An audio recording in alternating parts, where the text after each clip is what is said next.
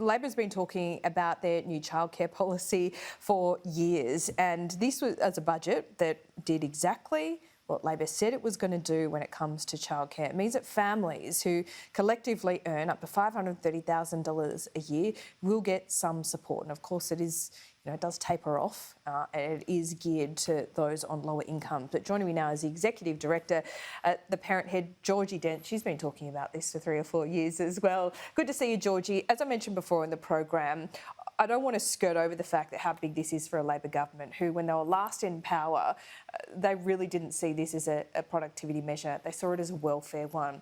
And this is going to change so many people's lives. And it is central to lifting wages in Labor's plan. Yeah, absolutely. And I mean, it was October of 2020 when Anthony Albanese, as Leader of the Opposition, announced the policy that has now been is being enacted. And 2 years ago, in October of 2020, for families, access to affordable, quality early childhood education and care was a major issue, and it has only accentuated since that point. So it is welcome, long overdue relief. And the fact that it is being framed as an economic imperative as much as a social and educational imperative is also critical, because we know that children having access to quality early learning sets them up for lifelong success, and there are productivity and economic benefits attached to that.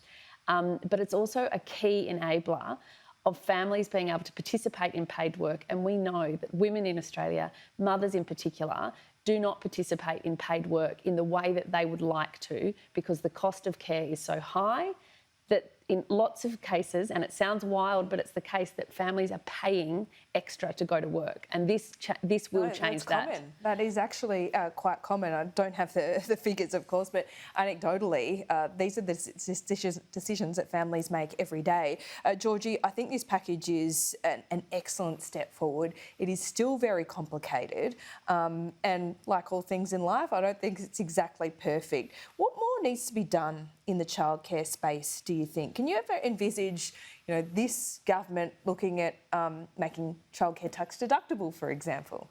Look, I think there's a couple of things to note. So in terms of what else do we need right now, we need something for early educators, because we know that the investment that's being made into making childcare more affordable for families, for us to get the full economic benefit from that, we need families to be able to access additional days of care. Now, if early learning services don't have the staff they need, families won't be able to access those additional days. And at the moment, the early education workforce is in crisis. So in October of 2020, when this policy was announced, there were just over 3,000 staff vacancies in early learning. In August this year, there were more than 7,000. So the vacancies have doubled.